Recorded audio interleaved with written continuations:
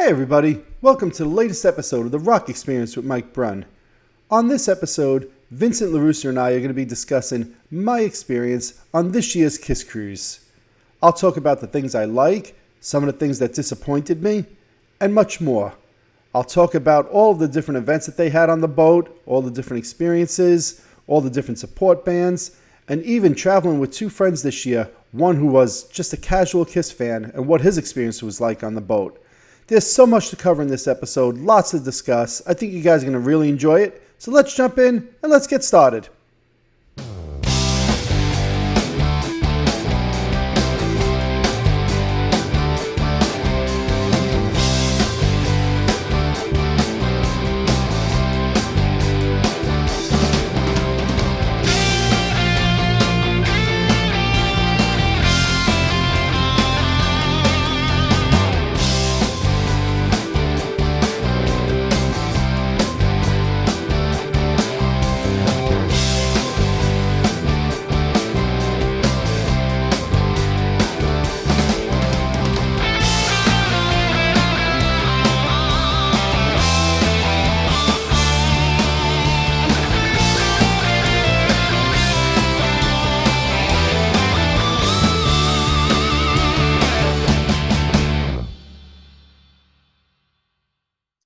Hey everybody, welcome to the latest episode of the Rock Experience with Mike Brunn. Today I have with me my buddy who's already started with plenty of face dances.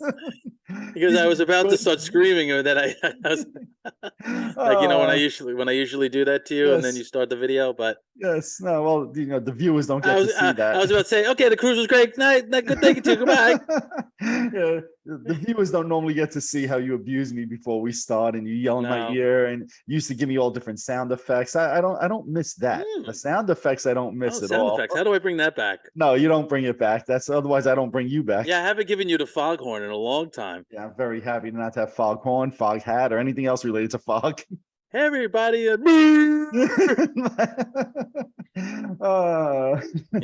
that's great. Well, how have you been, buddy? I'm good. Very good. Thank you. Yeah, I know last week, obviously I was on the cruise. I had invited you to come, but you couldn't come because you had a few gigs. So I haven't even had a chance to talk to you. Did your gigs go well? Yes, very well. Thank you. Very good. I'm happy to hear that. Thank you. Very happy to hear that. While I was on the boat, I'll just start with this. Let me just say one thing about one of those gigs. Go ahead, please. The first night that you were on the cruise, I was playing in 45-degree weather, which was not so pleasant. No, that doesn't. All the time, outdoors? Yes, and all the time I was like, God damn, it would have been nice to be on the cruise. Well, so you said you didn't really read anything about the cruise prior to this. I did see something about when Bruce Kulick played, so I don't know if you were going to allude to that. But no. I was just going to say, just in general, this year went out of California, and it was definitely a little bit more brisk on the boat than when it went out of Miami. The last night they had to cancel most of the stuff on the pool deck because not only was it very windy, it was cold. Like the last night they did stuff on the pool deck, it was cold. Like Kiss did some kind of like a trivia thing on the boat on the second to last night. And like 15 minutes in, Stanley was like, should we stop this? We're freaking torturing everybody standing out here. And it was like, that wasn't one. He was worried about his hat getting blown off. Let's face facts. Come on. That's great. God forbid that hat leaves his head. I'm surprised he didn't wear the hat with makeup on. That would have been. You had the cat man and you had the hat man. I love it. The hat man. Yeah. No, it was brisk. I was in jeans. I was in a long sleeve shirt, no hat. But it was a little bit brisk. So while you were in 45-degree weather, we might have been in just low 50s, to be honest with you, a couple of nights. And then when you're out on the sea, it actually feels a lot worse because absolutely. I remember one of the shows when we went. Hat man. I'm sorry. That's great. So continue. I'm sorry. I think one of the shows was supposed to be outside. It got canceled, if I remember correctly. That does happen, unfortunately. Yeah, and the last day on this ship, they had to rearrange the schedule for the last day. I think the last thing they did on the pool deck was like 3:30. I think Sebastian Bach played on the pool deck at 3:30, and then they moved everything else that was going to be outside. They had to move it inside. It was too brisk. So, long story short, and there's supposed to, we'll talk about it. We'll get into it. There's supposed to be another Kiss cruise. I sure hope that if ever they do another one of these, it's not out of California again, because I think a lot of people, especially the first week, I think it was even colder. A lot of people were not happy with the weather. Spoiler alert, he's going to the next one. Well, I didn't pre-book it on the boat. You could have had a nice discount if you did pre-book it. And I was just like, so wait, they want me to pre-book something, give them money, but they're not saying where it's going from. They're not saying what it involves. Is Kiss performing, not performing? And I'll address a little bit what get Stanley to that. said. But I was like, and nobody's getting my money on something that they haven't even announced what week it is. And what if they're doing it, January 1st to January 5th? And I got to leave on New Year's Day. There's no chance in the world of getting my money right now. But I'm sure other people did it, and more power to them. But how much was the discount? So I think I saw if you were booking a cabin for 4, they were going to give you a $500 onboard credit. So it's a nice discount. Mm-hmm. It's Absolutely. Nice, you can't say they weren't trying to do the right thing, but it just, there's no way I would. And, people on the boat kept asking me, so Mike, you going to go in 2024? Because yes, they are going to skip a year. Although it's going to really, well, it's January 2024. So they're skipping a couple of months, but okay, it will be 2024. And people kept asking, so Mike, you going to be there in 2024? And I kept saying, I don't want to answer that question because I said I wasn't going to go last year, and I did. And I said I wasn't going this year, and I did. So the last thing I want to do is lie for the third time and say I'm not going in 2024, and then I go. The real question is, did more people ask you if you were going to go or if you're going to roadie? A few people asked if I was going to. Nobody has a clue what you're talking about, but that's okay. And no, I don't roadie for Kiss or anybody or any of the bands. This is a reference that goes back to our teenage years for anybody watching and listening. But only Vin and I get that jokes. But no, I gotta keep you on your toes. I gotta keep you on your toes. You gotta keep me on my toes. But I will say this before we get into some of the details. I probably had anywhere from 70 to 100 people stop me while I was on the boat. Hey, Mike, I watched the show. I love the show. And I just want to say right off the top, thank you to everybody who stopped me. A couple of people asked to take pictures. At times it was almost a little overwhelming. And, my friends who were with me was like, gee, they should be renaming this cruise like the cruise with the rock experience with Mike Brunn. It was like, it was a running joke, but I just want to say thank you to everybody who stopped. I'd say probably good half a dozen to a dozen people asked for you, Vin, and is Vin on the boat with you? Where is he? And I said, you lose.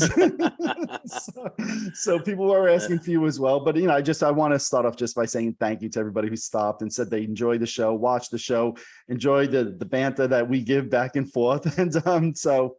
I just want to acknowledge that right off the top. Yeah, that's cool. And thanks for those who asked about me. Yes, absolutely. And did they it was only one person, but I had to tell you it was a dozen. I was going to say, was it like, is he here? No, thank God. Well, I wasn't going to mention that, but since you did. I figured as much. Yeah, so, but, as we did one of these pre-cruise, I said it was going to be a joyous time. And of course, that was to be expected. I had a joyous time. But what I'm going to do, we're going to turn the tables on this episode. I'll let you fire away the questions that you have. I know you were watching from afar on the internet, and I was a little hurt before this. You told me you haven't read any of my posts, so I'm a little hurt. No. You got demerit in the friendship. Demerit in the friendship. I did not say I didn't read any of the posts. Oh no, you're right. You said Super Mario. I had to tell you I made them. That is true about one particular post. Okay, that is true. However, I said I didn't follow him that closely, and I was going to follow up with, because sort of like you did, where before you left, you didn't want to look at too much what was going on, because I wanted to ask the questions without even knowing what was going on. Fair enough. What would happen. All right. I'll only give you a half a demerit then. All right. That's fine. That's fine. That's fine. So I'll give it to you. The floor is yours, my friend. Thank you, moderator. Moderator. So, we'll start with some of the basics. Getting onto the ship, the whole process of doing that. Was there, the COVID stuff really in the air? Did they really kind of check, or was it just like nothing? There's no COVID protocols at all. No testing, no having to show a vaccination card. It's totally different than last year, just like it was, like I'll say the first 9-10 years I was on the cruise. There was nothing. The only thing I will say, again, on the boat, they kept saying that it was in the port of Los Angeles. So my hotel I stayed in the night before, I call an Uber the next morning, and I say, I'm going to the port of LA. And me and my friend get there in a cab, and there's one Carnival ship at the port, and there's literally me, him, and the driver, and nobody else at the port. the driver looks at us and says, is this where you want to go? Because there's literally, it's a ghost town. There's nobody there. And we look at each other and we're like, there's no way this is right. Well, it turns out it wasn't, at least according to the maps that Uber uses, it wasn't called the port of Los Angeles. It was the port of whatever it was, something else, which was only like 8 or 10 miles away. It wasn't a big deal. But it was kind of ironic when I get to the port and I'm literally the only person there. I'm like, all right, doesn't look too right. And when I told my wife, she was like, gee, I hope the ship didn't leave without you. But we were 3 hours early. I knew it wouldn't be. But Right. I'll say the boarding process and getting off was much, much smoother this go around than it ever was in the past, which was interesting. That's really, and even before COVID, it was. Yeah, I mean, we got off. Was it because there were less people on the boat? No, sold out. And I'm telling you, I walked off the boat. That's never happened before. I'm usually online for 45 minutes waiting to get off. They didn't ask you to swipe your card. They did like a facial recognition thing. I don't know if that sped up the process.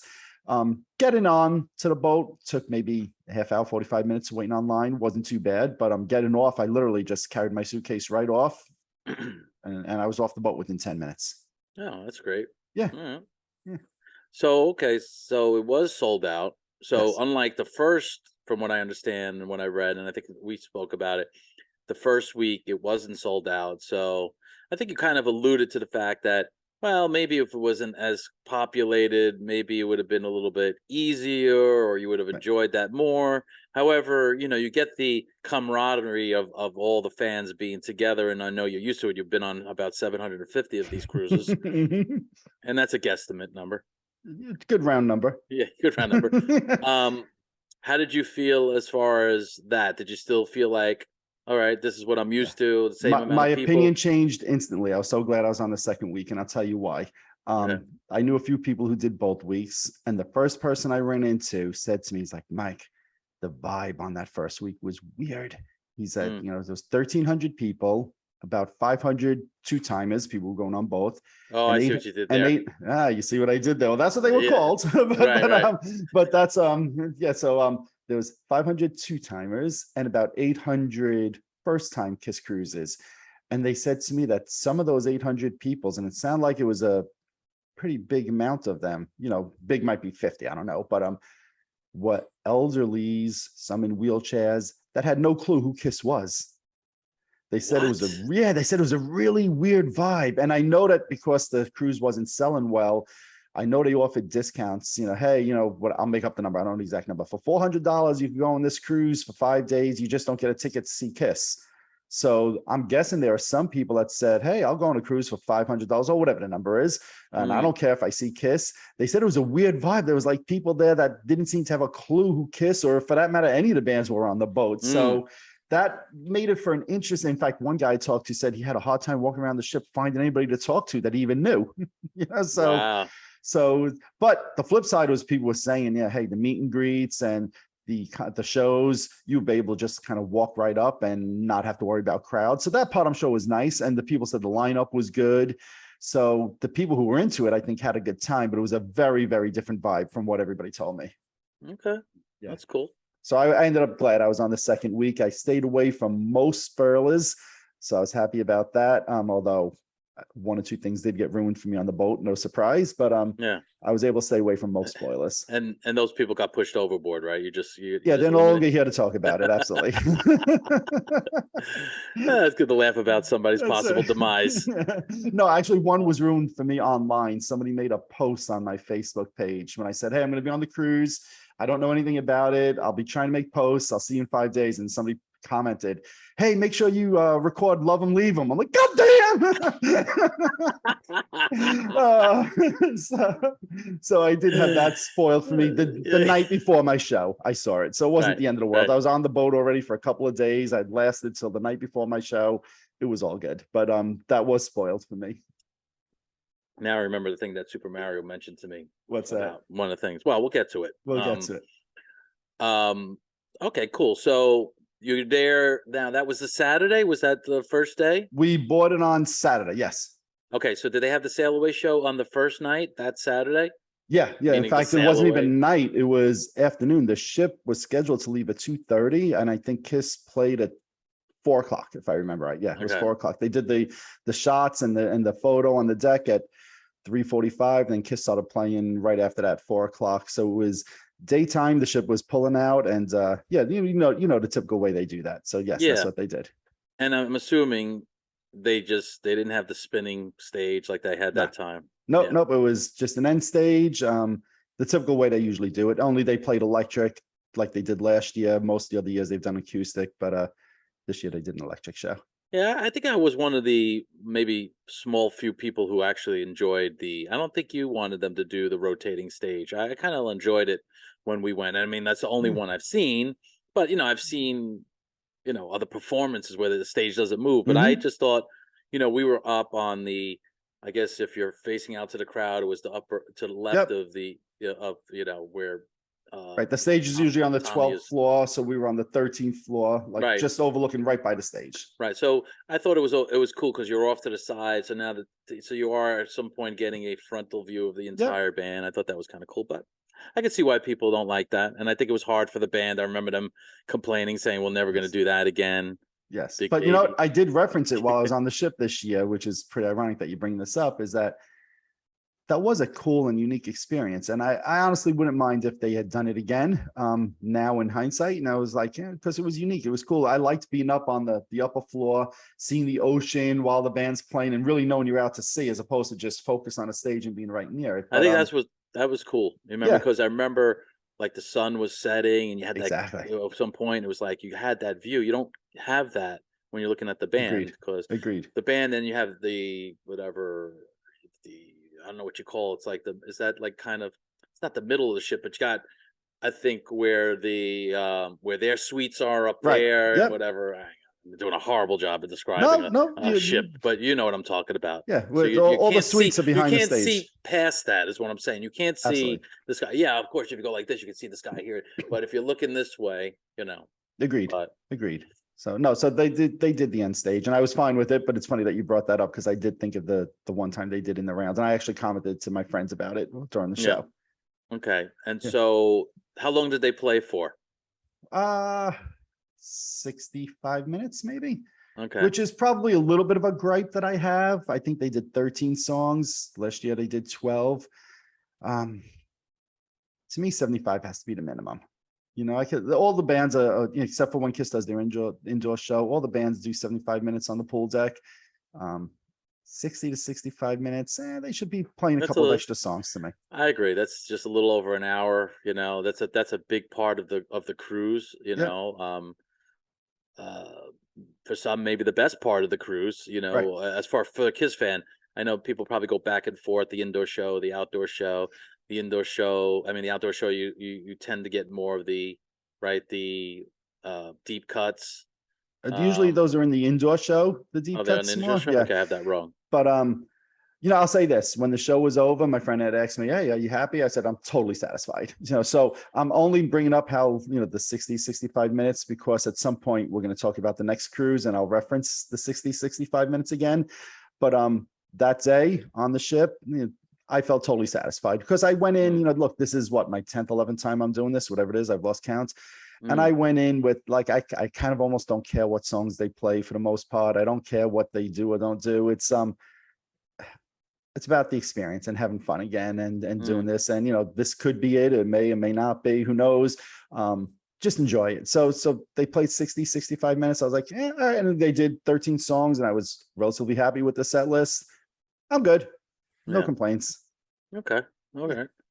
So was there anything outstanding moments or something that shined from that outdoor performance that you could remember? Oh, I mean, they did two-timer, which, Right. Was appropriate especially for the people who were on the boat two times. And, I'd seen them do that once before on one of the other cruises, but let's be honest, that's probably the last time they played that song. So I was thoroughly thrilled that they played that. But I was also happy that they did Nothing to Lose, which is a song I've only seen them perform, electric once or twice before, maybe. Of course, they did Going Blind and all of that. So, Plastic Caster. I was happy with it. After 12 songs, they said that was the end. And somebody actually posted a photo of the set list online, and it was supposed to be the end, but they kind of huddled on stage to talk about, well, let's do one more. Let's do one more. And they ended up doing Strutter, which was not on that printed set list. So I do believe that was a last second decision. And any show that includes Strutter, I'm happy. So I left there saying, hey, that's a good start. 13 songs. They were all from 77 back. There was nothing from post 1977. Okay. Yeah. You would have thought I would have advised them on that. I thought maybe you did. Yeah. Since you say I don't listen or watch anything since 1978. That is very true. In fact, I Mm. think probably, and I'm doing this right now off the top of my head, I would say 2/3 of the songs were from 75 and back. Okay. They're like the cool. first 3 albums. So I was happy. Okay, so you see Kiss. That's the first band you see that Yes. day. Was it okay? Yes. So what follows from that? Is there anything that evening besides you know, Yeah. This attacking becomes a the what do they call the buffet? This is a so no. buffet. Yeah.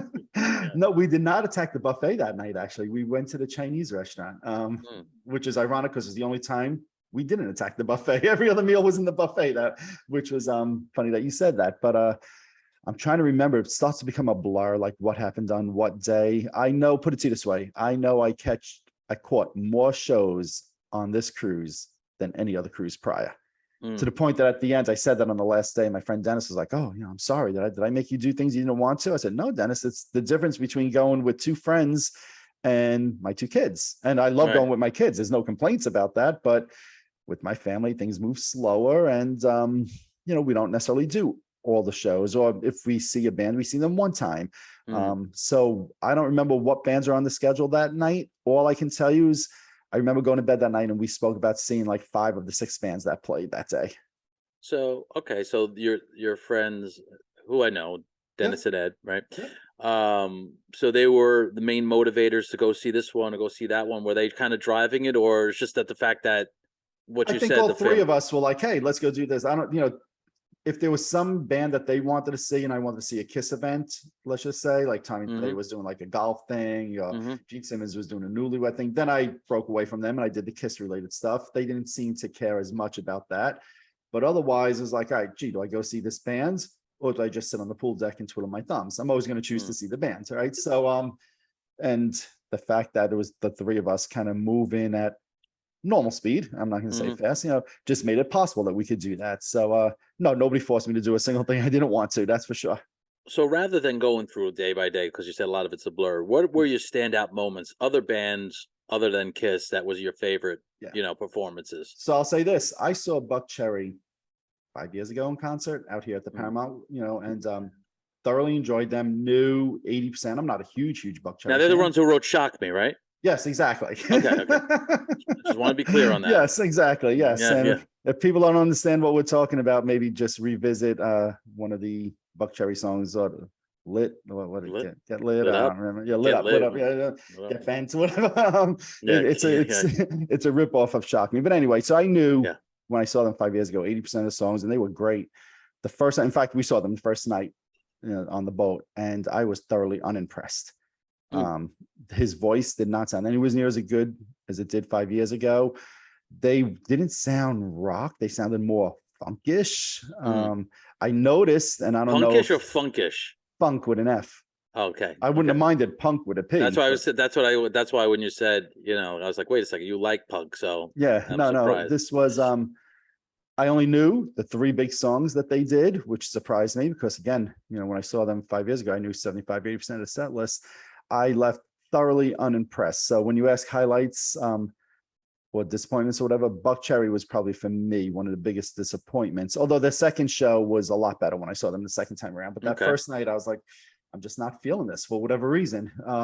They did like a 10 or 12-minute version of Crazy Bitch, which I love that song. And they intertwined different songs from the 70s in it. But just something didn't connect with me at that show for some reason. I don't know why. I will say this, some of the support bands, I'll call them the next tier down from Buck Cherry and Stryper and Bruce Kulick.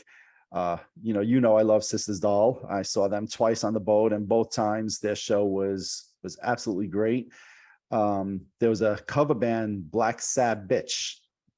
Okay, which you can imagine, it's obviously for women. No. They were incredible. Absolutely incredible. Their whole energy on stage, the musicianship, the drummer was phenomenal. The guitar player did the riffs perfect. The bass player was so into it, singing like the mouthing the words the whole time as the band's playing. The lead singer was very energetic. They were a lot of fun. They surprised me, if for no other reason, but it's a cover band. You never know what you're gonna get. And this was like, I actually saw bits and pieces of all three of their shows. Like anytime there was a nice. chance, I was like, I have to make sure, even if I only have 20 minutes to go see him, I'd rather go see him for 20 minutes than take a breather. And one of the shows I stayed for like 60 minutes of the 75, but thoroughly. And in fact, in one of the shows I was at, they said they knew every single song in the Ozzy Black Sabbath catalog. Wow. And it was impressive. And it Mhm. seemed like they did, because I know they did do different songs on each of the shows. And I was thoroughly impressed with that. Another band, I have a funny comment with this, was called The Wild Things. And I caught them twice, once on the pool deck and once in one of the other indoor places. And I was like, first off, the woman in the band, forgive me, I don't know her name, she could sing. I said to one of my friends, she's probably got the best voice on this ship right now. And no disrespect to any of the other people, but she was good. She was really good. And their songs were catchy. And then she starts mentioning that how lucky they are that Pete Townsend, yeah, thank you, produced one of their songs. I'm like, I've heard that before. And I started doing some research when I got off the boat on the band. And then I cursed myself. Here we go. Here we go. Do you remember when you and I saw The Who at Madison Square Garden back in May?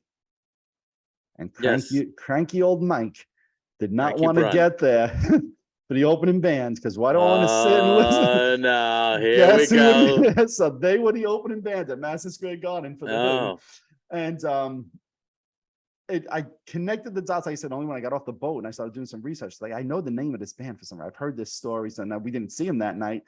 And I will just say this: I probably would have joined them that night more than The Who.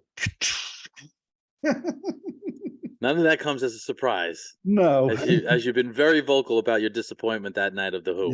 Yes, but I would not have been disappointed with the opening act, probably, because I saw them twice and they were catchy. They were. In fact, I listened to them a little bit today. I put on whatever it is, iTunes or whatever it's called these days, stream some of their music. I'm like, yeah, this is good stuff. This is really good stuff. And what's that name again? The Wild Things. The Wild Things. That's right. Yeah. And the last comment I'll make about that is, one of the things to me that was impressive also is that a number of times on the ship this year, I saw Stanley and somebody else from the band watching different bands perform, which I've only seen once, like 10 years ago. What were you gonna say? I saw somebody who were mutual friends on Facebook. She had posted, and like, this guy's in my way. You know what I mean? It was back of Paul with the hat, of course. Of course. So, and I was like, oh yeah, that's cool. And I was going to lead to that, asking you like how many times, or if you did see the guys from Kiss, just kind of.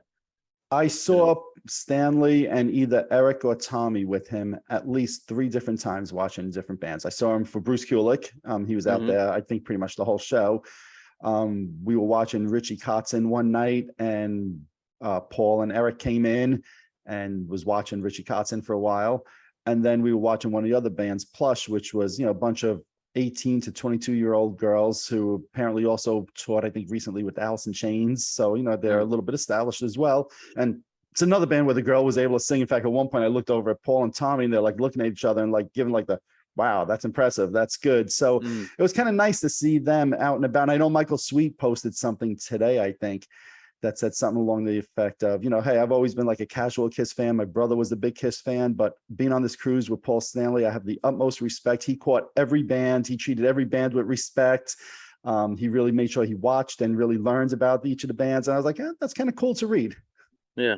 Especially because we know Paul's been sometime cranky Paul, what I mean? He's, so he was out and about, like I said, those are 3 shows that I know for sure that I saw him at, and God only knows what shows I wasn't at that he did attend, or maybe I was at a show and I just couldn't see him from my vantage point. Although I will say that maybe that's just the contract he has with the hat manufacturer, that he has to be outside. In order to get the hat endorsement, you have to be outside. That is very possible.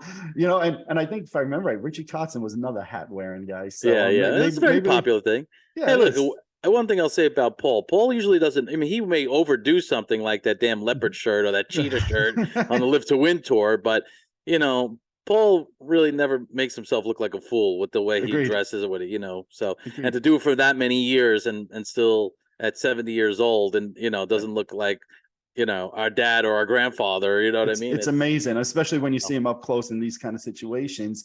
and I think he's 71. I think he'll be 72 in January. Jesus, he's in far better shape than I ever have been. Yeah. He takes good care of himself. His hair still looks good. It's like, God damn, I'm doing something Yeah. wrong. Yeah. More power to him. That being said, how are you on track for your half marathon or whatever the hell you're supposed to be doing? So I'm supposed to be doing a 10K at the beginning of January, and So I said, prior to the cruise, I was running 6.5 miles, which is slightly more than a 10K. So I am on track. I'm supposed to do a 10-mile race in April, so hopefully I keep this going. But thank you for asking. Yes, I am on track. Goodness, I know. We were talking about this summer. You were saying I was seeing your path and stuff like that. Yeah, that was pretty cool. All right. Speaking of that, well, it's a good segue into something that happened. When I was, so I did, of course, these meet and greets on the boat. And yeah, I know, it's a shocker. But I did the public ones, not anything with Paul or Gina. Yeah, I was going to get to that. So I had the feeling you didn't purchase any instruments this year. No, I have a nice collection in the back of. Yeah, I see still in there. Yeah, so somebody hung them up for me a few months ago, and I think I have 10 hooks and 10 guitars on them, so I'm good. Yeah, it's quite a nice collection. It is. So I'm satisfied with what I have. But I did do the public meet and greets that they did with basically all the other bands. And when I got up to the table with Bruce and Todd and Zach and Brent, Bruce is dancing. Yes. No. Well, who was it? I think Zach said to me, "Hey, Mike, you look like you lost weight." I'm like, "No, I didn't." But in the back of my mind, I was like, "Well, I have been running. Maybe I lost 2 or 3 pounds." But in other words, "Hey, Mike, you used to be a fat bastard." That's exactly the way I translated it. Hey, look, at our age, any compliment's a good compliment, right? It's all good. It's all good. Imagine you went, "Hey, Mike, what the hell happened to you?" Look, he could have said, "Hey, Mike, you still alive?" And I would be like, "Yep, I am." And I'd be happy. So let's just pause there. So Zach wasn't on the first cruise, right? He didn't play on the first cruise? Well, that's what you told me. I did not know it. All right. That was like I ruined that. But was that true? Was I wrong? That was true. Yes. No, you were 100% right, because as I'm waiting online to get on the ship, in walks Zach Throne. And he saw me and he walks over. He's like, "Hey, Mike, how you doing?" Blah, blah. And I said, "Hey, Zach, I heard you weren't on the ship last time." He's like, "No, I was out with Corey over in England and I just got back," because he tours with Corey Taylor. So I guess once they added the second cruise, he couldn't make that. So they did have somebody else fill in on bass the first week. Do you know who it was? I do not know who it was. They never said. They kept saying, "Hey, it's good to have Zach back," with no disrespect to the guy who filled in, but hey, it's good to have Zach back. He wasn't here last week, so there's no doubt he wasn't there the first week. Yeah, I think I saw some clips of whoever it was did a great job on the Gene stuff vocally. I think I heard so. Okay, yeah, and I still haven't even seen a clip about it. So I check it out. We're recording this. I think I'm awake for 5 hours the day after I got home, so I haven't even looked at any of that stuff yet. Right. Yeah. All right. So cool. So. All right, so at this point, Buck Cherry, even though they kind of redeemed themselves the second show, but they were disappointing. It was Stryper? It was actually billed. Now I know, even as when we were teenagers, we weren't huge Stryper fans. Right. You had a couple LPs, I certainly did, but we kind of had them. We were like casual, if you even want to call that band. So, as like when you source, I know I always refer to the Queensryche show that you saw with the new singer, where that was like, wow, that totally blew me away. I wasn't expecting this. So how was Stryper? I left feeling the same way I do about Stryper. Still, I'm a casual fan, but and I've seen them before in concert, but Michael Sweet still sings amazingly well. It's incredible. I think he's near 60 years old. And I remember I interviewed him 2 weeks ago, and he was all apologetic that recently they tuned down a half a step. He's constantly singing in a high register and singing. Why did he even bring that up? Because he said that he feels like it's cheating, that he tuned down a half, that he's not playing the songs in the original key. And I said to him, "As a Michael, everybody tunes down at least a half step, if not more. At least. A lot of people are a full step. Is that right? A full step and a half. Yeah. Yes. But he feels he had to be true to the original sound of the songs. I'll be honest, I would not have ever known they tuned down a half a step. He sounded incredible. The band is tight as anything. At times they're heavier than I remember from the 80s. Even original members, because I think his brother was the drummer. I think 3. Yeah, his brother is still there. Oz Fox Fest. Oz Fox is still there. Oz Yeah, Fox yeah. Fest is still there, and then there's a newer guy. A newer guy might be there for 10 years. And forgive me, Nobody I don't- cares about the bass player usually. It's, Of course. it could be quiet. It could be Juan and you could Crocier or you could whatever. say that as a bass player yourself. Exactly. So, what was interesting though, and I don't remember when I saw them it being this way, but all you guys who watch and have seen Striper before, the drum was turned sideways. So like, the way the drums for Night Ranger is usually off to I the think side. he did that. sideways. I think he Really? did that in the past. Yeah, I think that was one of his didn't remember things. that. And I was Yeah. watching him to see like, well, does he sing a lot of background vocals? And he doesn't. So I was like, oh, that's an interesting thing that they choose to put the drum sideways. I think it's just one of those things, hey, the drummer's in the back. He was just like, hey, listen, I want to see the pro feel side, Right. so which is cool, Yeah. They did a little bit different sets the 2 times I saw them. The second time they did honestly, and he just, again, he sounded phenomenal on it. It was a funny moment. I told my friends before the show, I said, well, you guys don't have to worry. They're going to basically do all classic era Striper songs because, my 2 friends didn't know the new album at all. So about 2/3 of the way into the show, Michael Sweet's like, and I said, don't worry. Michael Sweet told me when I interviewed him on the Kiss Cruise, they're doing no new songs from the new album because they didn't have time to rehearse for it. So about 2/3 of the way into the show, Michael Sweet starts, so who knows, we put out a new album about 2 weeks ago. Do you guys want to hear a new song? And my friends start looking at me like, he lied to you. He lied to you. He's like, all right, well, this is not from that album. It's from the album we put out a couple of years ago. And I was like, he didn't lie to me. Yeah. So it's just like a funny moment that meant nothing to anybody on the ship other than me and my 2 friends that were there. But it was like one moment they're like, he lied to you. They're about to do one from the new album. So but no, they were good. Nobody I'd run out to see again tomorrow, but I was happy I caught them twice. So let's see if you remember the funny Striper. Well, funny to us, of course.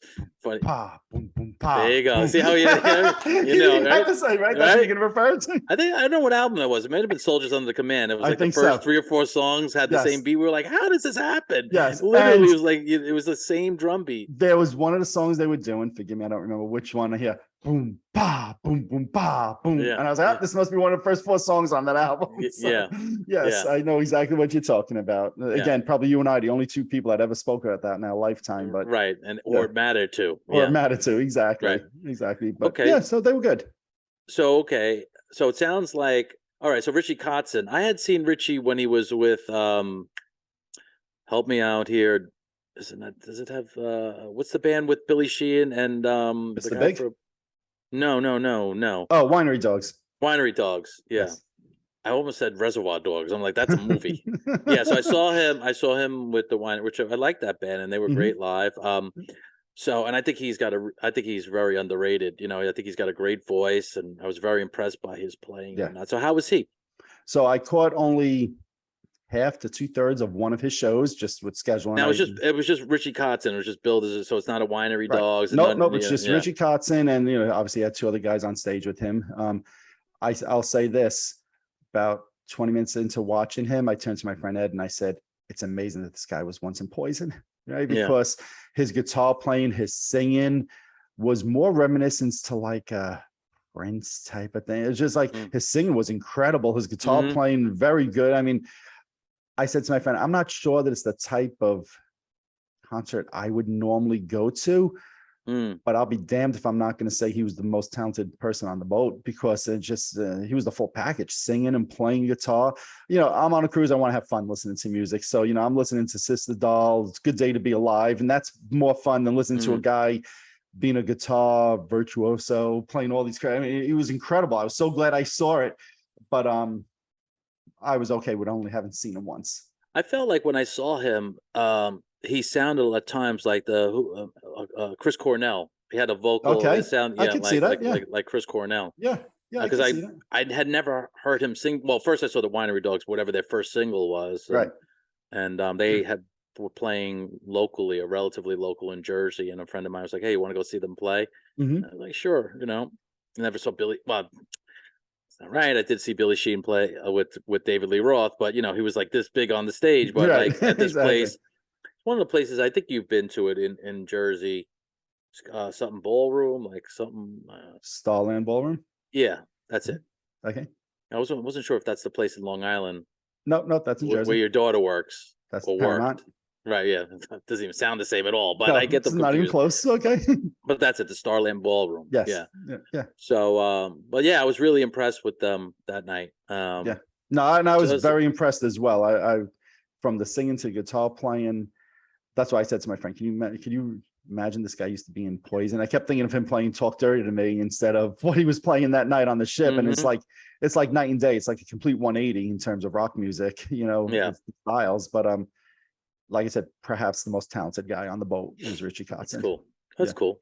Yeah. Okay. So was there any other highlights of other bands before we get to Bruce? Yeah. I mean, I caught Vixen one time, who I thought, it's only the original drummer. So I walked in. Really? Thinking, yeah, it is. But oh my God. I know one. I think the guitar player had passed. I think two of them have passed away, if I remember right. Oh. But they sounded phenomenal. I think some of the woman who's singing with them, I think, has been there for a while now. So they sounded great and they were fun. So that was good. Black Label Society, Zach Wild, his band.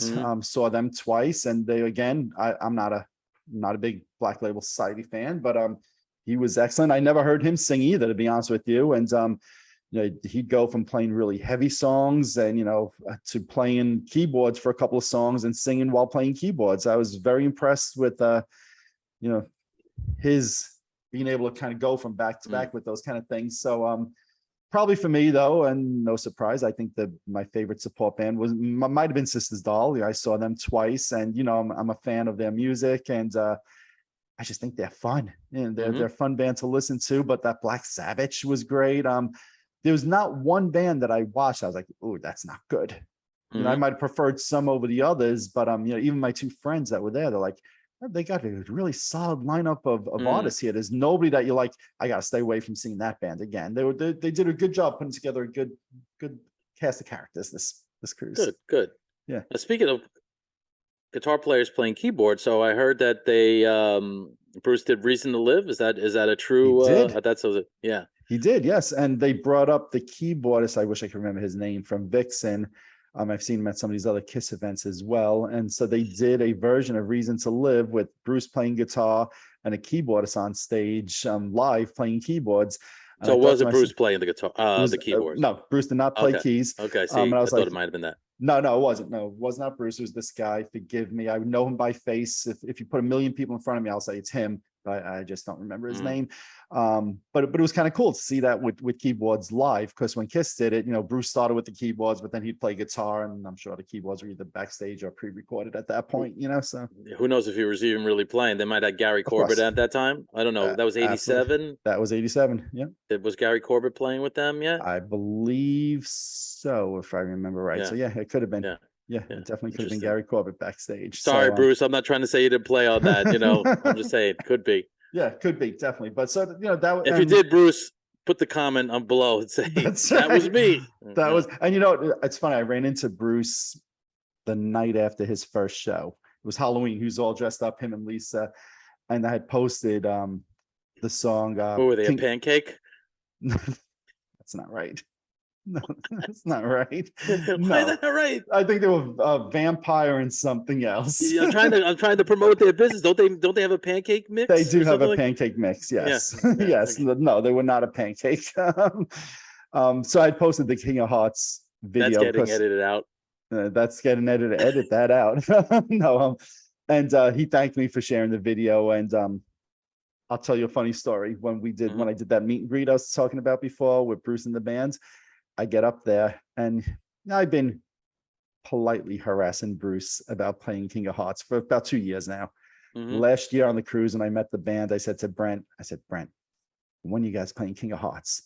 And he's like, that's a good idea. And he takes out his phone. He's like, I'm putting it in my phone right now as a list for a song for next year. So I get up to Bruce at the meet and greet, and he hadn't played his first show yet on the boat. He's like, so Mike, did you see the set list from last week? And I say, be quiet. I don't want to know. No spoilers. I said, the only thing I know, Bruce, is that you finally did King of Hearts, and you better do it again tonight or else. Oh, so you knew that he did it. Did we talk about this? Yeah, that's the one song I knew before I get on the boat. Yes. So I said, and you better do it tonight again or else. And Todd Kearns turns around and looks at me and he goes, listen to Mike Brunn threatening Bruce Kulick. That's really nice. That's really nice. Now let's just stop for a second. 17-year-old Mike Brunn, Vincent LaRusso sweating in your room, right? during the summer, ceiling fan that's actually making us hotter. No air Right? conditioner, Right? Making us hot or just blowing the heat on us. Uh-huh. Would you ever think that you would have an influence? No, no. Time out. All right. He said there's a lot of fans that were asking for it, and I'm sure that is a true statement. I'm not saying I chose that song. Okay, I'm not Not saying. at all. However, he pointed you out. Yes. He acknowledged that you had requested that, right? He asked if I saw the set list, Right, and that's when I right. said, "Don't tell me any songs, but I know you played King of Hearts, and it's about time. You better do it tonight." Right. Right. So I thought it was a funny moment, and Todd Kearns did also. That's why he was giving me a good-natured ripping. And that's nice. You're threatening Bruce Kulick. That's really good. Yeah. So, but yeah, if you would have ever told me at 17 years old, as I sit on my rug looking at the back of Crazy Nights of Bruce Kulick holding the banana guitar, that I'd even have a conversation like that, and Bruce would even know who I was. Mm-hmm. I say, "You're freaking nuts. That's never going to happen." Well, let's think about this for a second, too. All right. I mean, you talk about Bruce's band, you talk about Ace Gene's band. Think of all the guys, whether it's the Jeremys, the Matt Stars, Jeremy Asbrock, let me just say the full name so I'm giving full credit, the Brent Fitzes, and all these guys.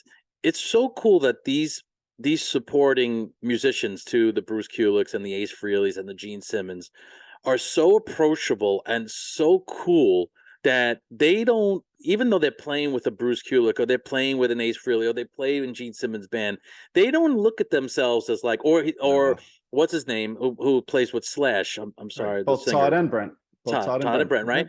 I mean, that's such a cool thing that we have today that we didn't have years ago. No. I mean, if you got a backstage pass, if you were lucky to have some sort of connection, whatever, maybe you had these type of experiences, but now you could be on a Kiss cruise, or you could be at a Kiss convention or something of the such, and just have these great experiences. Again, what we always say, back in our teenage years, if we'd ever thought, that these things would be possible, no, so. But and so to that point, I want to just mention this.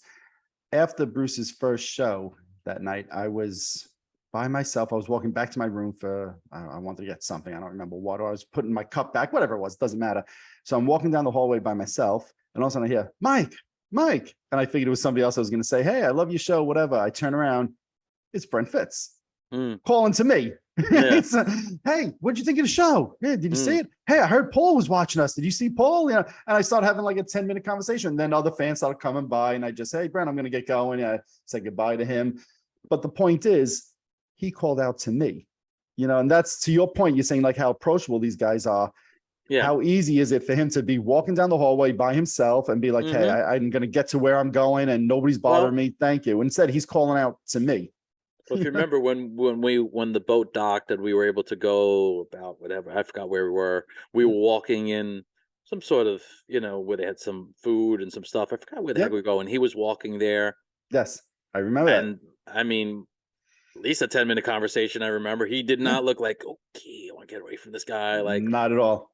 Totally cool vibe. And look, I know you're not a fan of doing this because you're a friggin' Brunn, but you have to give yourself credit for what you do on the show, your personality. People would not be doing that if it wasn't for the great job that you've done on the show, what you've been able to build from just shooting a couple of videos as a fan and just posting them on there to, how many episodes are we in now? This will be episode number 213, I think. Right. So think about that. So, kudos to you, my friend. You've done an I will unbelievable take the job. compliments. I will take the compliments and say thank you. But I will also say that, I saw them talking with plenty of people on the ship. And I want to mention that because that's kudos to those guys. Absolutely. Like you said, there's no ego. And the last night I was walking from the buffet and we were going to go back to the room and start packing our luggage, whatever, because it's like 11:30. And again, ran into Brent. He was coming up the steps. I was getting ready to go down. I was like, "The infamous Mike Brunn, where are you going?" Yeah. Right. So, I ended up standing at the top of the staircase, talking to him for, again, 15, 20 minutes with my two friends. And we were talking about Slash. We were talking about Kiss. We were just talking about whatever. Well, sometimes I don't even think about music. And it was, again, just so casual. And, one time, so Brent and Todd also played with Sebastian Bach. And, I should mention those shows also, and I will in a moment. Let's get that. Yeah. Right. But Brent and Todd also played with Sebastian Bach. And again, there's one time I was coming out of my room 5 minutes before Sebastian was due to play, and I bump into Todd. I'm like, dude, he's like, yes, I got to run. I'm supposed to be on stage in 5 minutes. I'm like, what are you doing on the 9th floor? You got to be up on the stage. He's like, I know. I got to go. He was in a rush. He was so super nice, but he was obviously in a rush. He had to be on stage in 5 minutes. He's like, boy, this is stressful. I said, you've been on the stage like 5 times in the last 2 days. I was like, I don't know how you do it. And you're always smiling. He's like, yeah, I know I am. All right, I'll see you later. And then he made it up to the stage before I could. He was like, running to make the show. I get up there maybe 3 minutes later, and they're just starting to do Slave to the Grind, and there's Todd on stage. I'm like, holy shit, he just really probably cut it close. So that was a funny moment. But again, it's just how approachable those guys are. He didn't even have to stop and say anything. He just said, in a rush, gotta go. So were you guardrail Brunn on this cruise? No, I don't think I hit. And for those who don't know who that is, it's like you have like a mechanism. You have an internal clock. You this is great. I watched it and I was mesmerized. You would go there like you were assessing property. You would go, you'd look at every little facet that was on around that stage. Yes. If I arrive at this time, and if I go in the direction of a Z to the, you would have like, it was like a football huddle. All right, remember like 10 and a cross, or yeah.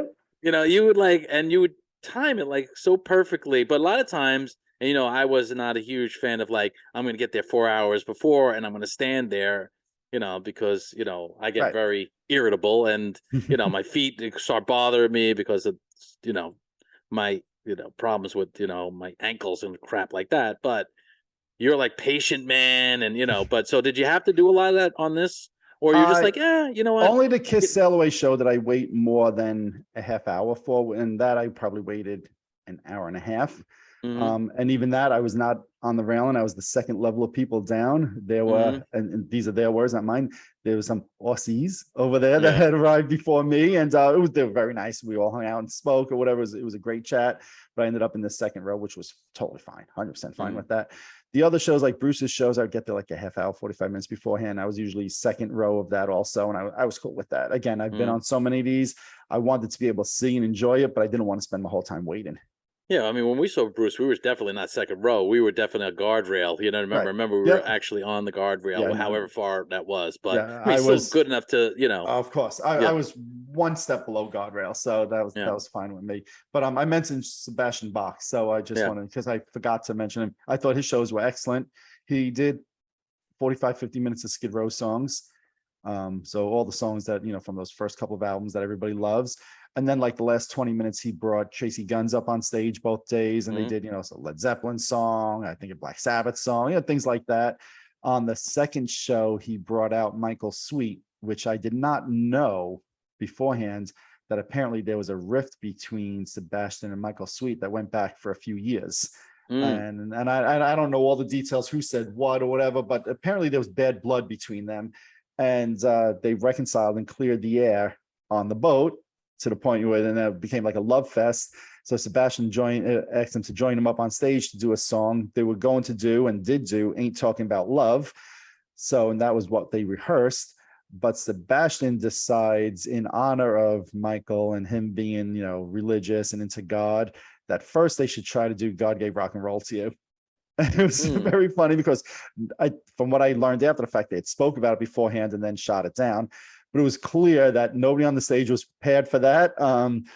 Michael Sweet did not know the words. He was able to sing the chorus, but that lasted like a minute and a half, and they shut that down because it was obvious. It wasn't like when we saw Sister's Doll do it. No, not even slightly. Close. Yeah. No, I don't even know if this thing resembled a song. It was like random notes and some singing along with it. It was a bit of a train wreck, which was probably caused by Sebastian throwing a curveball to everybody on stage. I think Tracy Guns was like, oh, what song? That ain't talking about love. It was, he put these guys, my perceptions, he put these guys in a tough spot, but I think he was trying to do it. My interpretation, hey, here's Michael Sweet. I know he is into God and all that. So I'm going to do a song about God and rock and roll. So, but it just was not a good So idea. that's a real thing still. The Oh, yeah. Michael Sweet. Okay. Oh, yeah, absolutely. Interesting. Absolutely. Yep. 100%. Yeah. And but then they did Ain't Talking About Love, and they recovered from that, and Michael Sweet sang that, and they hugged on stage, and it was this big love fest. And I know Michael Sweet posted on Facebook about it afterwards, about what a great moment that was. And it's everybody's getting old, and it's good to let bygones be bygones. And forgiveness is one of the best things you can do in religion, and he forgives Sebastian. So it was kind of like a cool, unexpected moment. And how was his voice, Sebastian, overall? Good. I thought it, I figured, because I've heard that, he's lost a few steps, but I enjoyed his songs. His performance was excellent. I enjoyed it. I had no problem with that. So let's get to the Bruce Kulick. So Yes. did they do like they've done it before? They've done like a Revenge block. I know one year they did a Carnival of Souls block. Yes. I think the first night they did a Crazy Nights block. Yeah, they did a couple songs from Crazy Nights. They might have done it the second night also. Again, these shows start to become a blur to me. I'll tell you the part that I liked that he did. I mentioned King of Hearts before. Did he do the dance? He did not do the dance, and they did do Paralyzed, and he did not do the I was disappointed with that. But come on, Bruce. Yeah, we love that part. I got the camera out and everything for you, because I was going to record it for you, because I know how much we both enjoy seeing Bruce get all like excited and into it like that. But he did break out Fits Like a Glove, which I hadn't seen. Kiss hasn't performed, I don't think, since 1990. And I sometimes forget. I know some Kiss fans don't like that song. I really, really like that song. And I know it's on Lick It Up, and it's an album that Bruce wasn't on. But I associate Fits Like a Glove with Bruce just as much as anybody, because they played that all through the 80s. I think we were talking about that at the Kiss Unmasked show. Maybe. I think you were there. I don't know, but I think Greg and I were talking about bringing that into, Young and Wasted and Fits Like a Glove. Yeah. We forget that those are great songs. They are absolutely. And Fits Like a Glove was a concert staple for 6 years, I think. Yeah. 7 years. So it was nice to hear Bruce do that again and acknowledge that song. That's cool. That's cool. Yeah. And then he also brought out, which I don't love this song as much, Bang Bang You. So and Paul was off to the side as they were singing that, and I saw Paul, and I'm thinking, what's going through Paul's head right now when he hears this? Does he think, gee, this is a good song, I forgot about this? Or does he put his head down and say, oh my God, Bang Bang You? What? Like, I'd love to know what was going through Paul's mind in that moment. Did you ever see when he was watching any of the bands that he was reacting? Was he bopping his head, or was he just like kind of just watching? He was really just watching. I always felt like he was just taking it all in. The only time I saw him do any acknowledgement was when I think it was the band Plush, and the girl there was singing, and like him and Tommy would look at each other and be like, impressive, that type of thing. But otherwise, like, he's usually just standing with like his arms crossed and like really intently watching. Right. So you never got a feeling like, is he thinking, wow, this is the greatest thing I've ever seen? Or is he thinking, oh my God, what the hell are these people doing on the cruise? There's no way. You couldn't read his body language. There was no way of knowing. So as per usual, Bruce didn't disappoint. We know he's never going to disappoint, and I guess King of Hearts is the only song that was new that you heard that he hadn't done, or was he hadn't done Fits Like a Glove. He hadn't done Bang Fits Bang Like a Glove. You. Okay. I'm sure there's a couple of others as well. I start to almost lose track of what he has and hasn't played, because he's done so many of the songs. I was happy the first show he did, I Walk Alone, which he's done in the past, but I'm always happy when he sings that. And he closed the first show, and it was the second to last song he did on his second show. I love he does Crazy Nights into Turn on the Night. That's like the perfect way for him to end his show. I love Turn on the Night. The second night they did it with keyboards in it also, which was kind of cool. But that to me is just those two songs back to back in his shows. I don't care if I've seen him every single time perform those. They're always, for me, they're always a crowd pleaser. Yeah. No, that's awesome. Yeah. That's awesome. And like you said, he never disappoints. The band is rock solid. He's rock solid. That's the way you put on a live show. The way Bruce did it. Bringing another amazing 2 shows by Bruce and his band. Okay, so then you have the Kiss indoor show. Now, did you go to both shows? No. Okay, I was trying to see if there was tickets for the first night, and of course, with the ship sold out, there wasn't. So the first night I had to watch it on the screen, and the second night I was in person. And now, for those who don't know, usually the second night is always the better of the nights to go, because for whatever reason, they do whatever their They sometimes add an extra song or change right. one or two songs in the second night this year. Both shows I was were going to call it a lost classic. identical. Right? Yeah. I Oh, they think were. both nights were Was it identical. this, or was it like this? Does he do it? I thought it was this way, but now I'm gonna have to go back and watch. Yeah. It might be more like, yeah, Yeah. identical. Identical. So, okay. So how was the indoor show? Oh boy. No, Is that no. I was getting, my first thought was, you know what it sounds like in there. You've been there, right? Yeah. So I'll say this. I go back and forth. My two favorite Kiss albums, maybe my two favorite albums of all time. Hot in Can I Hell. guess? Yeah. Ah, Okay. Hot in Hell, rock and roll over. Or Rock and Roll Over. And one of my complaints about seeing Kiss on regular tours is that Rock and Roll Over basically goes ignored, with the exception of Mhm. Dr. Love. Well, the indoor show this year, they did 4 songs from Rock and Roll Over. So right off the top, winner. Right. And it's fine. I've seen them do Take Me once before. It was the first time I saw them doing a makeup. But all right, you're playing Take Me, I'm happy. You're playing Making Love, I'm happy. You're playing I Want You, which they added for the second week, I'm very happy. And then Yeah. you throw in the hardly ever before played Love 'Em Leave 'Em. Mm. The show's a winner already.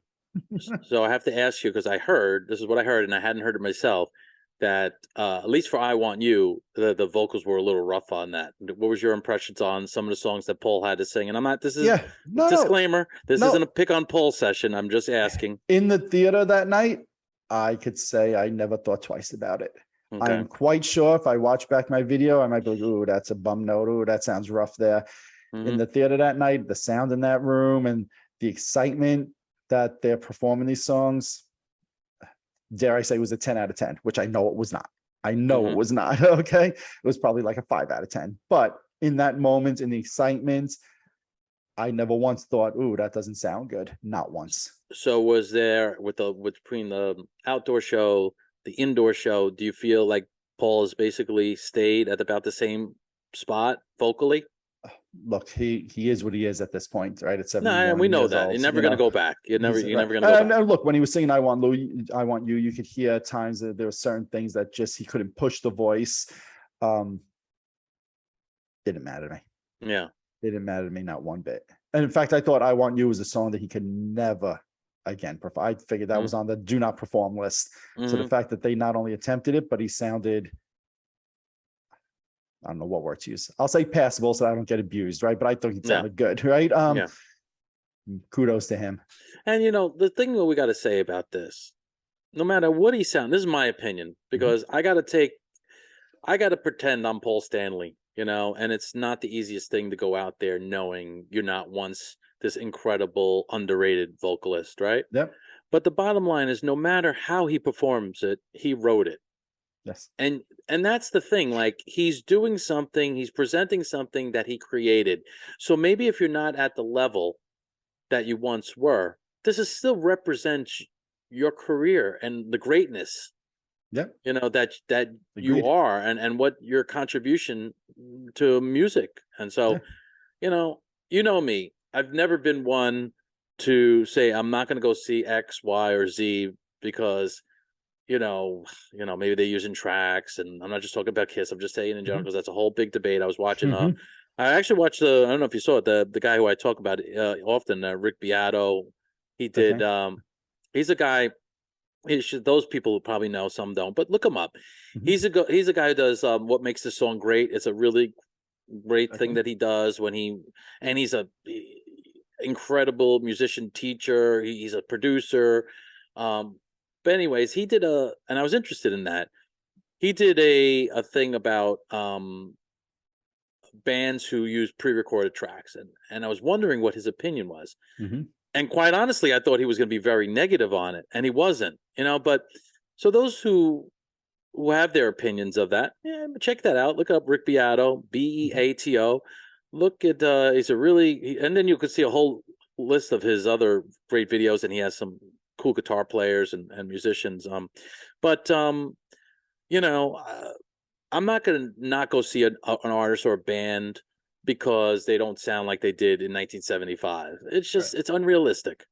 Like I know the Who show wasn't one of your favorites, but when that was because of set list, no other reason. Exactly, and that's but you know, I'll still say like 78 years old, Roger Daltrey's doing Bob O'Reilly in the original key, which is I don't even know how that's even possible. It was incredible. Yeah, but he has to play My Generation. Okay, anyway. Right. Yeah. I'm not talking about that. Right. I'm not talking again. We're not talking about set list choice. We're talking play about My Generation. Yeah. Go ahead. I'm sorry. How about Substitute? And Substitute, yes. Right. How about that also? Yeah. But no, look, I agree with you. And I'm going to say this, because it's so easy when people watch on the internet and watch some of the clips me and some others share, whether it's the Kruise or other places, to criticize. And their opinions are valid, right? There's nothing wrong with having an opinion. To me, the Kruise at this point goes way beyond even just what songs they're playing. And I'll say this, I thought about this while I was on the ship. Everybody who knows me well knows I'm a huge Disney fan, but I say this all the time. Walt Disney World is the place that you either get it or you don't, right? And when I say that, I mean, some people go to Walt Disney World like me, and they just feel like they're in magic 24 hours a day. Other people walk into Walt Disney World and see it as a money grab. Both are valid opinions. I'm not, I don't see it as the money grab. I see it as the magical place. Kiss Cruise is almost like the same thing to me at this point. Kiss Cruise, you go in and you're immersed with these 2,000 plus fans, a lot of them from around the world that you see once a year and you get to talk to and hang out with. It becomes more than just a concert experience at that point. It's a whole different vibe, unlike anything else you've ever been to. Other people see it just as a money grab. And both opinions are valid. I understand it. But for me and for 2,000 other people who are on the ship, there's something about that feeling of being together on a ship for 5 days, going to different islands, doing different things, experiencing Kiss, experiencing these other bands that is unlike just listening to a record at home. And you either have that feeling while you're there or you don't. And I don't criticize the people who don't understand that feeling. So for me, the fact that they did a few deep cuts, maybe Paul Stanley's voice was a 5 out of a 10 in some of them, or all those songs, who knows, who cares? The whole package is something I am thankful that I've done every year for the last decade. That being said, he's booking next year's or 2023 right after this podcast. Well, all right, let's talk about that for a moment. Then I want to talk about some of the different events they did on the ship as well. So I think it was you had told me when we did our pre-cruise thing that they had already announced there was going to be another cruise, and I was like, yeah, I was all annoyed, right? So my week on the boat, they did not really make any formal announcement about it. I think the first week they did, but there were flyers around that you could book the next cruise. Not once that I heard did they ever say when it was going to be. I only heard from other fans it was going to be 2024, January 2024. But I'll tell you, so I want to go back to the Sail Away show, and you asked me how long Kiss played. If the rumors are true that Kiss is only going to play as a band on the Sail Away show, and then they're going to do whatever else they're going to do on the boat, I'm not sure that going on a Kiss cruise is worth the 60 to 65 minute performance. And that's why I brought up before how long they played on the Sail Away show. Even the camaraderie, all the people together, even all these great bands that you had a great time, even the meet and greets and the things we haven't gotten to, like, putting with Tommy Thayer, whatever it is, I know he did a golf thing or something like that. It is going to have to depend on price. When in January, like let's say it's leaving January 1st. I don't know that I'm traveling on New Year's Eve or the day before New Year's Eve to go on a Kiss cruise, Right. There's going to be other factors that play into it, which is why I didn't pre-book it. I'm never going to say never. The Soul Station thing, Paul did basically say he was going to have Soul Station on the boat. It's a zero draw for me. I don't know if I'd go see them if they play 10 miles from my house. The Gene Simmons solo band, that's a draw for me. Going. I don't know if I would go. You're going with me. Oh, okay. Well, then I would go. Right. If you said you want to go, yes. Hey, let's go to dinner. Let's go see Stanley. Absolutely, 100%. Yes, I would do it for a night out. Absolutely. Yeah. Okay. If you aren't going, I honestly don't know that I would go. I mean, I never bought the Soul Station album. I still don't have it. So it's I think the only Kiss related thing I don't have in my collection. I've streamed some of the songs, and I do like one of the songs, one of his own songs that he did on that. It's just not my thing. But if I'm on the boat and he's doing it, I'm sure I would check it out. Of course. That's not going to be a deciding factor for me. The Gene Simmons solo band, that gets me excited. Hey, what deep cuts is he going to do? He was constantly changing set lists. I'll wait and see what they say. If it's 50-50, then the friendships and all of that stuff. And if I know other people who are going, could weigh in. But I'll tell you, a lot of people were saying goodbye, like, hey, this has been a great run. I hope to see you again. So I think a lot of people today, November 4th, leaning towards no. Let's see once it's officially announced. Right. We'll see. Yeah. Okay. Would you be more excited if it was a Soul Station type cruise than a Kiss cruise? No. Okay. Not at all. Because obviously you're into Soul Station more than I am. So I was curious. That genre of music, right. Very much so. But that's not a draw for me at all. So I should say at all, but I know. It's so not if you were given a choice, pretend you wanted to go and you were able to go and the timing was good and the money was good, and they said Kiss indoor show or 2 Soul Station shows, what do you choose? Kiss indoor show. You didn't even hesitate. And I agree. I agree with you. I was just curious what you think. Yeah, absolutely. But we'll see what they announce. Yeah. Interesting. Mm-hmm. Okay. All right. Okay. So now they have all these different Kiss related events, right? Gene does a newlywed game, as you said, or Jeopardy or whatever the heck he does. Yeah. Tommy did a golfing thing. I think I saw Paul did a cooking thing again. Yep. So what was the best, what do they call these things? They call them activities. Yeah. Kiss activity, Kiss related activity. Which was your favorite? Well, I'll say this, not by anything other than just scheduling. I did not see either of the Eric Singer activities. Did he do a drum off thing again? He did a drum off, and and he did something with like Kiss makeup, I think, and like a speed thing with Kiss makeup. And I heard it was fun. The makeup thing, you're just scheduling. I just couldn't get to either one of them for any reason. Okay. What was the best? I mean, I enjoyed, Paul he called it Songs and Stories, or Stories and Songs, whichever way it went. And he spoke a little bit about like the Killers album. He spoke a little bit about a couple of songs on a 78 solo album. Somebody asked him about writing Reason to Live. He spoke about that. He spoke about Writing Forever with Michael Bolton, something I know that you and I have discussed a little bit. And then he said other things that had nothing to do with songs. Is this recorded? So I put it up on YouTube today. I know what I'm having with my popcorn later. There you go. There you go. So, they were all short stories. I wish some of them were a little bit longer, and some of them he didn't say a hell of a lot, but other things, still, I enjoyed that. I enjoyed that more than, with no disrespect to Tommy golf thing. I want to hear about the songs, the music. The band did an event, which I thought was really cool.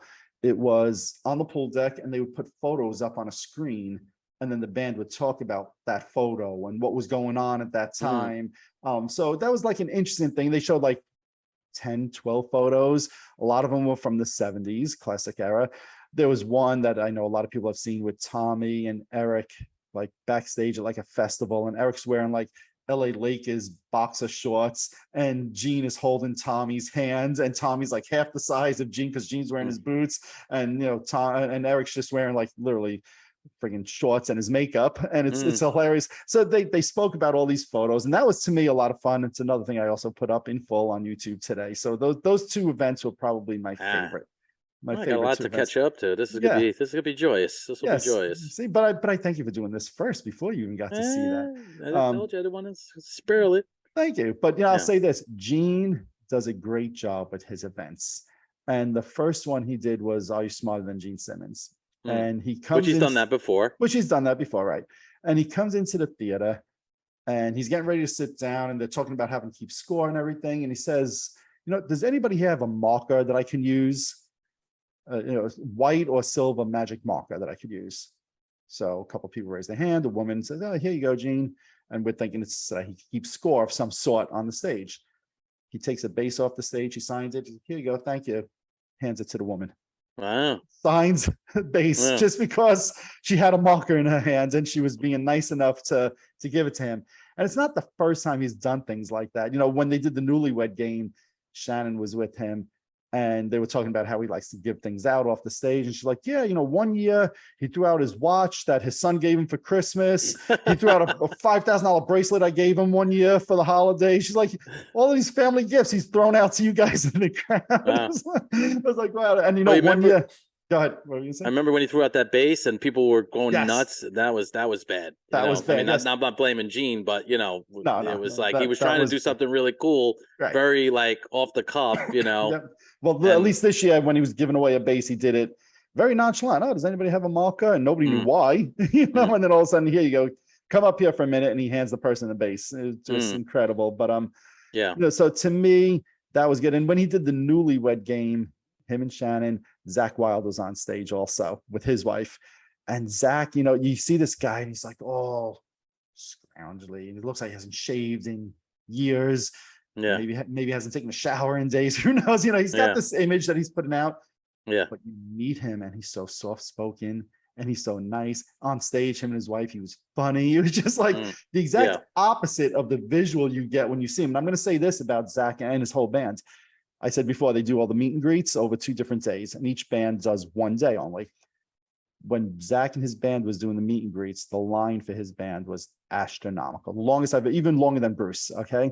It was supposed to go from 11 to 12 o'clock. I got online to meet Zach like 11:45.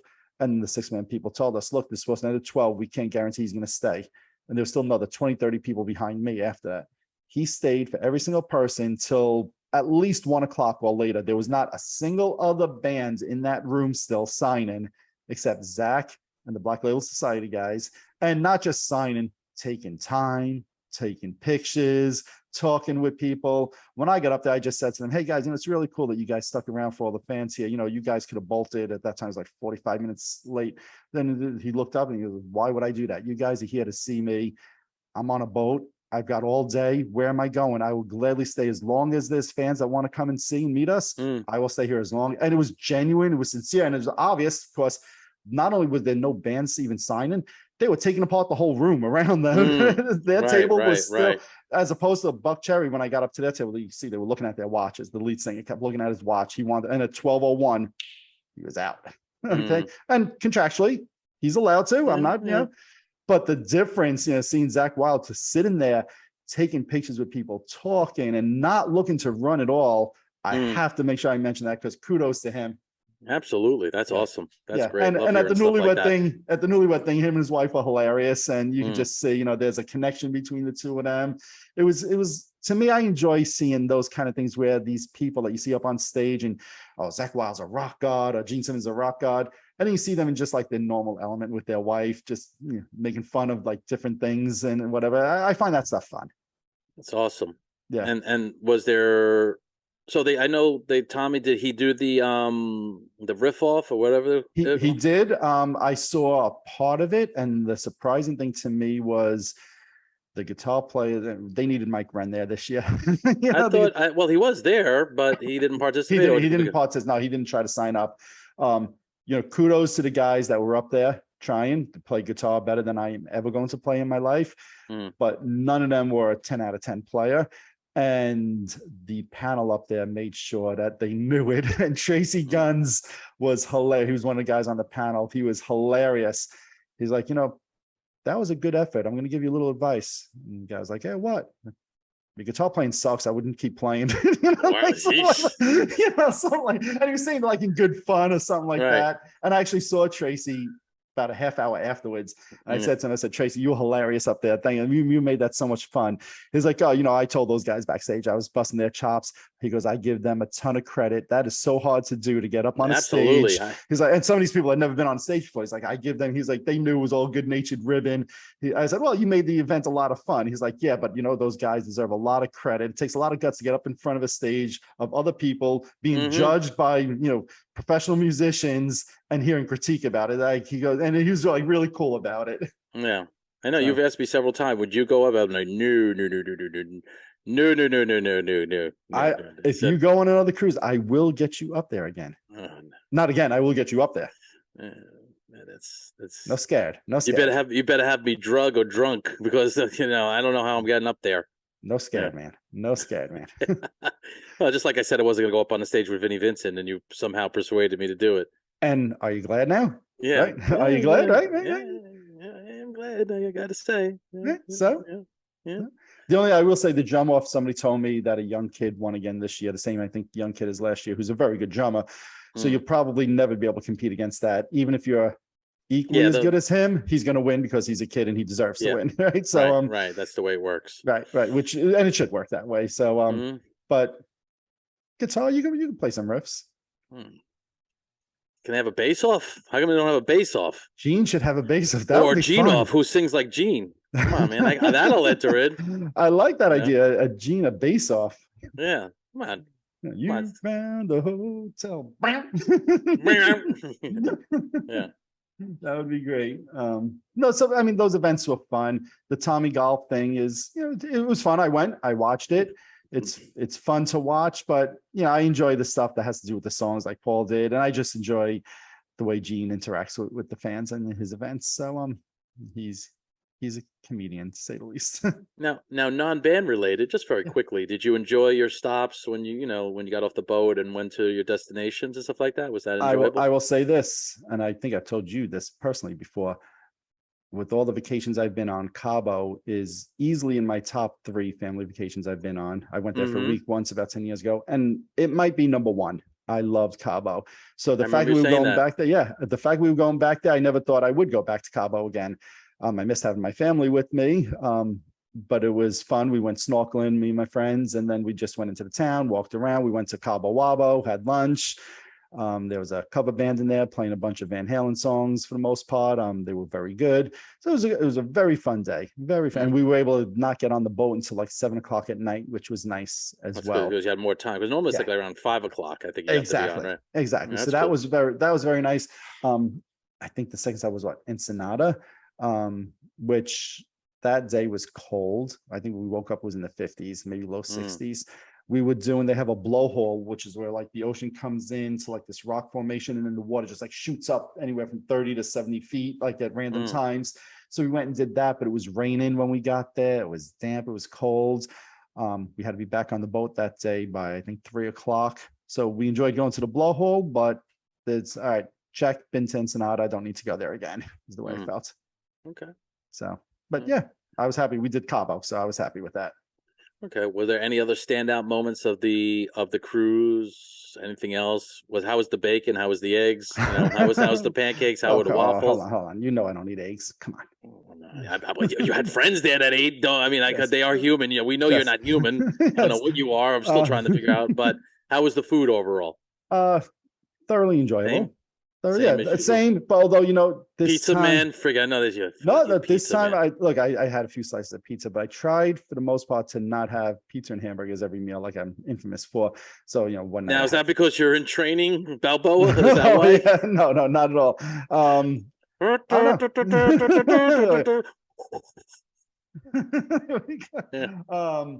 No, it's just I don't know why. I was like, I feel like eating something different, and sliced steak and different types of chicken and things like that I had instead. But thoroughly enjoyable. Thoroughly enjoyable. I'm glad you had entered adulthood. Yes, don't worry. I still did have chicken tenders once. I still had 2 burglars. Of course. Probably had 3 to 5 slices of pizza while I was there. So I didn't, and then plenty of bacon every morning. In fact, I still feel a bacon in my chest right now. So yeah. So I didn't disappoint in that way. Good, and of course, my chocolate milk every morning. Oh, that's true. I forgot about that. That's right. I forget that you're like chocolate milk man. That's right. Not coffee. No adult drinks. Coffee. That's right. Now, did you do the soda package? Of course, yes. I did the soda package. All right, yes. Pepsi boy. You were Pepsi'd up. Yep, I was all Pepsi'd up. Did you get all the cups? Did you get all the cups? I was just gonna say, got all the different cups, a beverage, alcoholic beverage of choice each day. So that was nice. And how about the gifts that they would leave, like in the room? Let's get to that. How was that? So I thought they did a good job with it. I had one minor complaint, which is just a me thing. So they gave out, it was a lunchbox, a snow globe, which thank God people who were there on the first week posted on Facebook that you cannot put the snow globe as a carry-on onto the plane. You had to put it in your luggage. So thank God we knew that. So we put it in our luggage. They gave like a flag or a banner, guitar picks, and dog tags. So all great gifts. My one complaint, and again, it's a minor thing. Like I said, I did the different meet and greets. And at this point, I don't bring album covers with me and stuff for the band to sign. I just like to get like a poster from the cruise and just have everybody sign the one thing. So the night. Did you do that again this year? So the night before I realized, oh wait, I got to go get a poster. I went down to the merch store, and the poster they had was horrible. It was like 4 French guys wearing Kiss makeup. I'm not exaggerating. It was horrible. And it was $50. Francois Simmons. Yeah, it was. I mean, $50. I wouldn't have paid. I don't know if I would have spent $5 on it. That's how bad. And it was Wow. big. It was big. Like the posters in the past were 11 by 17. It was the artwork for the cruise. This was. It was horrible. I don't know what else to say. I know other people were buying it, and that's great if they loved it. I hated it. And I was like, all right, well, I'm not buying that poster. Now what? So I ended up buying like a bandana that they had that had the artwork from the cruise. Well, the very next day, the same day, and so we do the first meet and greet. That day, I get to the cabin at night, and there's a flag in the room, it's like a fabric flag with the artwork from the cruise. I'm like, God damn it, if they would have done that on the first night, that's what I would have had signed. Now, it's probably smart on their part because they said, oh, we'll make people go to the merch store and buy something instead. Of course. But I would have definitely got that flag signed by everybody on the boat had I got that on the first night. Right. So that was my one complaint about the cabin gifts, but they were all very cool. And I saw you typing something. Were you looking for that poster by any chance? No, I'm just answering somebody who's my session after you. God forbid I rest after this. I got a writing session after this. So of course. They asked me what time should I come over. So anyway. Tell them 2 minutes to midnight. No, but I'll say this, so the merch, I bought the drumsticks and that was it. And I got the cups every day. That was it. I didn't buy anything else. But it was cool. They actually had an auction this year in the middle of the merch store for like different items, signed items. They had like a music wave thing from like I Was Made for Loving You that was signed by everybody. They had like one of the drop cloths that they put on like the poker table signed by everybody. I didn't bid on anything, but I thought that was kind of cool because, I looked at the prices and I said, all right, I'm already out on that, but I thought that was cool. But they also had raffles to win stuff. And I didn't even realize this. My friend Dennis realized that you could put in like your name in a raffle to win a signed bottle of Gene's money bag vodka. So my friend Dennis did it for him, me, and my friend Ed. Third, fourth day on the boat, knock on the door. Hey, who is it? 6-man Norwegian, whoever it was. We open up the door and they have the bottle of vodka signed by Gene. Which one of you guys are Dennis? My friend Dennis, who likes to drink, like, yeah, I am. Here you go, signed bottle Gene Simmons vodka for free. And he's like, which is cool. ironic for a guy who doesn't drink. No, my friend Dennis does drink. Right, Gene Simmons vodka. The guy is, Oh, I'll tell you a funny story about that. So, to my friend Dennis's credit, they shut the door. He's like, oh, that's so cool. He looks at me. He's like, here, Mike, you will enjoy this more than I would. I said, Dennis, no way. It's your name. You're the one that filled out all of the stuff for us. And you will drink the vodka. I will put it on a shelf. I will waste that vodka. Yeah, why would he think that? Because it's signed by Gene Simmons and he wanted to give it to me. Oh, instead. He wasn't talking so much about the drink because I was thinking like, you don't drink vodka. Right. Yeah. So, and I convinced him that he had to keep it. So, and I'm glad that he did. But you were saying it's ironic that Gene doesn't drink it. He's selling vodka. Up on the pool deck, they were giving out free shots of the different types of vodkas that he's selling. So we went over there one day.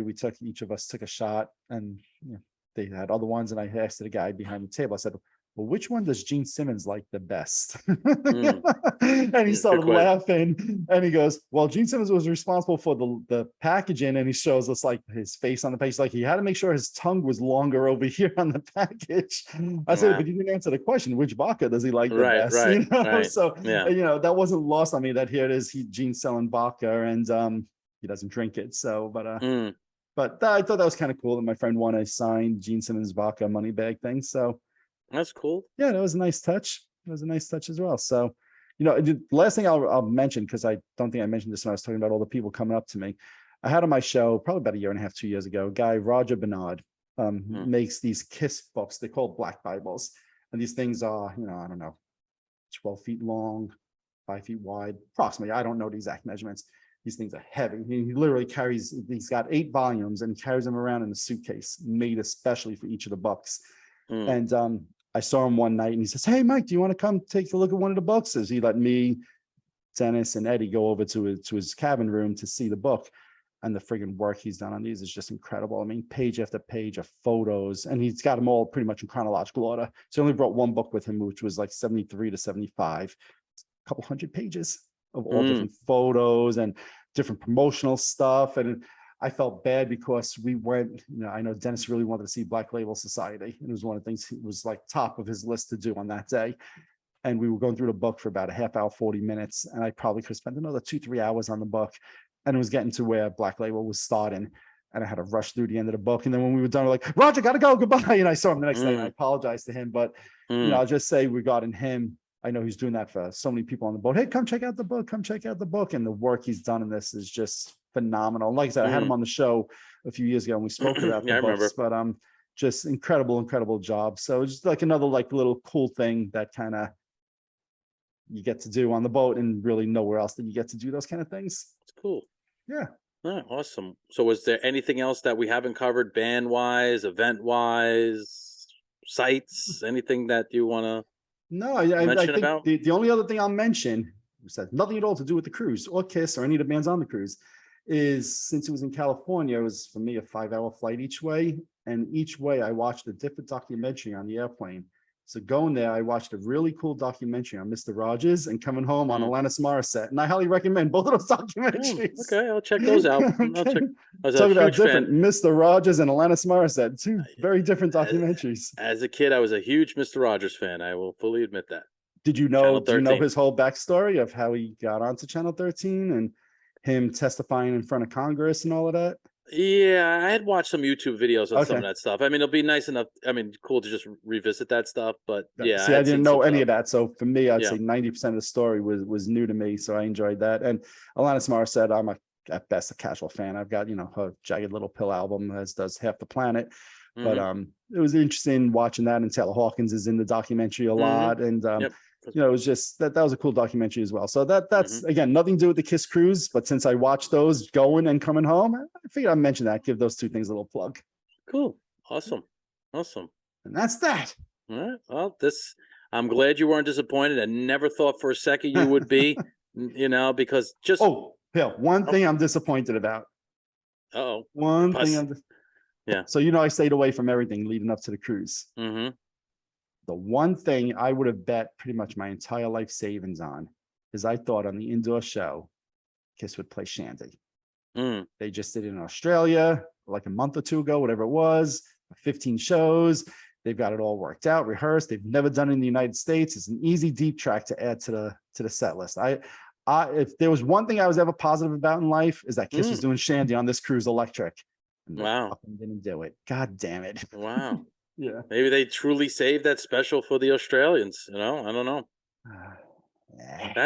I can see how you could be disappointed in that. I would be thoroughly though to hear that. And that's probably one of my top 10, certainly top 20 Kiss songs of all time. Never seen Shandy or Tomorrow. Tomorrow's higher ranking, but I've given up on hard. No, I know that, but I was just wondering how that ranks because I know Tomorrow is like tomorrow might be top 5. So yeah. So that but I've long given up on them ever performing Tomorrow. So I don't even. But Shandy, I said, all right, they just did this 6-8 weeks ago. Going for sure. They don't have to rehearse it. Basically, they could just get on the cruise and there's a deep cut, instant deep cut that they don't have to rehearse. I went on that boat as a gimme, and the encore came, and I knew they did it as the second song in their encore when they were in Australia. The first one was Shout Out Loud. I'm like, all right, here comes Shandy, and then boom, Rock and Roll Night Sauce. I'm like, what the hell? Why are they not doing it? I was so pissed. And that was my one disappointment. Not that I meant to cut you off as we were wrapping this up. No. But that was my one disappointment. I was like, how did they not do that?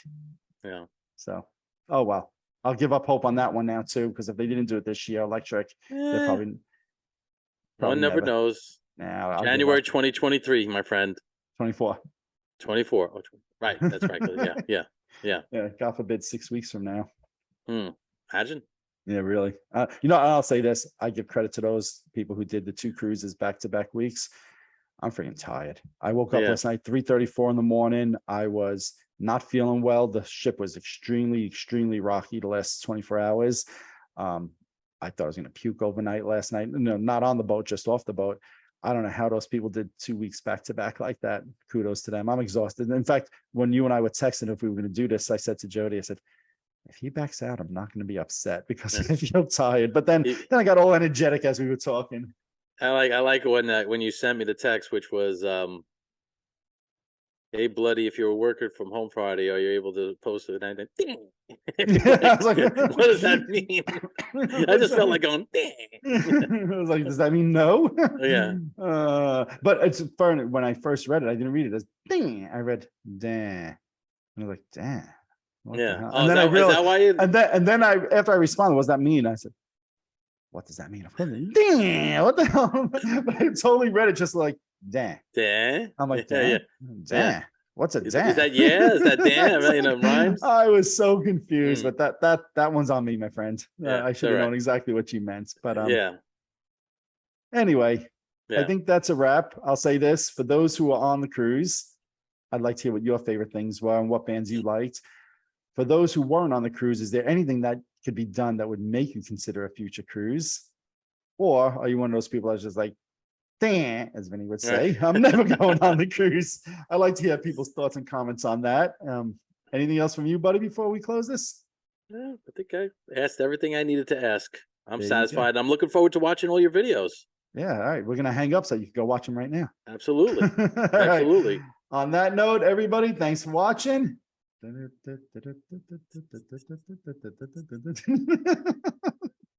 Ringo's out. All right, everybody, later. Later. So hey, after recording this Kiss Cruise recap video with Vincent LaRussa, I thought of something else I wanted to say. So obviously everybody who watches my show knows I'm a huge Kiss fan. It's clearly no surprise that I would go on a Kiss cruise and have lots of fun. I think anybody who knows me would say, duh, no kidding. But anyway, what I wanted to mention is obviously during the show, I talk about the fact that my friends Ed and Dennis came with me. Now, my friend Dennis is, I'll say at best a casual Kiss fan. I know after one of the shows he said he knew, maybe half the songs of the show. And there's nothing wrong with that. I think it's kind of cool still. But at the end of the cruise, last day, Dennis says to me, hey, Mike, I got to tell you, I had a great time on this cruise. And since that time, he's been sending me links to other cruises, Monsters of Rock, 80s cruise, and even talked about doing another Kiss cruise. So, to me, that just talks about what kind of fun you could have on these cruises. If you're into music, you don't even have to be a Kiss fan to have lots of fun on this. So my recommendation, whether it's a Kiss cruise, Monsters of Rock cruise, or whatever it may be, if you're into music, check out one of these music cruises. I'm pretty sure you'll have a great time, just like my friend Dennis did. Alrighty, that's a wrap on this episode. Once more, I want to thank everybody who took some time out of their vacation to stop me and say hi and say how much they loved the show and my Facebook page. That really meant a lot to me. I want to thank all of you guys. Maybe I'll see you on Kiss Cruise 12 in 2024. Maybe I won't. Time will tell. We'll see what the future brings. If you're watching this on YouTube, hit that subscribe button below. If you're listening to one of my podcasts, subscribe over there as well. Also, head on over to Facebook and follow my page, The Rock Experience with Mike Brunn, where each and every day we talk about all the rock and roll music that you love. You could also follow me on Instagram and Twitter as well. That's it for this episode. Thanks for watching. Thanks for listening. See you all next time.